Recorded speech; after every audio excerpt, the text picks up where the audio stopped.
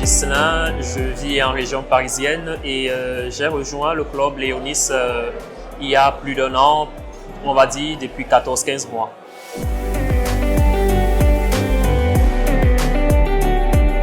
Je suis un investisseur depuis 3-4 années, mais avant de rejoindre le club, je n'avais qu'investi dans une seule start-up. Donc l'idée pour moi était justement, et j'ai toujours rêvé d'ailleurs, d'investir dans des startups de la Silicon Valley, ce qui n'avait pas été encore l'opportunité pour moi.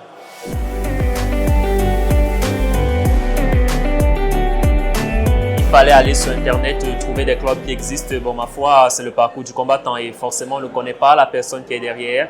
On n'a pas d'historique et c'était pas très évident. Et pour certains clubs, d'ailleurs, il fallait être américain, ce qui compliquait ardemment la tâche. Oui.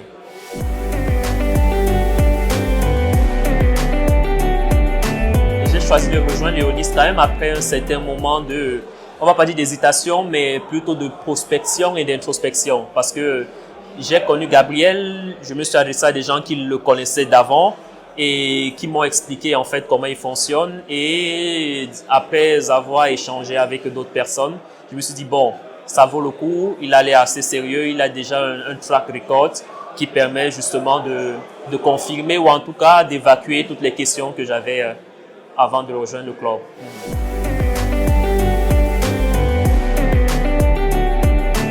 Deux choses l'une. Soit j'aurais continué à investir dans d'autres véhicules d'investissement ou dans d'autres types d'investissements, ce que je continue, mais dans une voilure moindre que dans l'investissement dans les startups. Ça, c'est la première possibilité. Ou la seconde possibilité, probablement, je serais toujours en train de chercher. Je ne sais pas si j'aurais trouvé.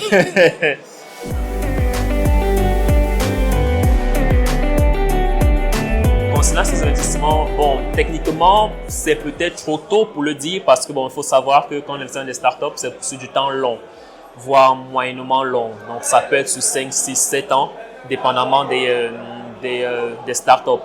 Mais il n'en demeure pas moins que la plupart, pour ne pas dire toutes les startups dans lesquelles j'ai investi sont sur une très bonne trajectoire. Donc, à moins qu'elles ne se cassent la gueule pour X ou Y raison, ça devrait bien se passer d'ici, comme je disais tantôt, 5, 6, 7 ans, peut-être plus. Mais il faut savoir, plus le temps passe, mieux on a des chances justement d'avoir des retours sur investissement assez intéressants. Du moment où la startup justement acquis continue de croître et produit de la valeur.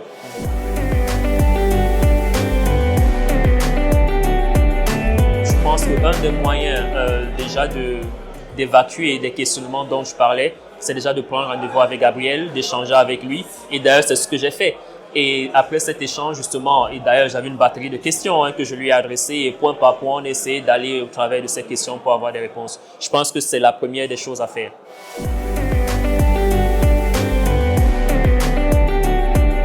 En termes de trajectoire et en termes de retour sur investissement, entre guillemets, attendu ou espéré, parce qu'ils ne se sont pas encore concrétisés, je dirais que les investissements dans les startups ont ceci de particulier que les retours peuvent être très explosifs si on se donne la patience. De toute façon, on n'a pas le choix d'être patient vu qu'on ne peut pas retirer les sous avant qu'il y ait une éventuelle sortie.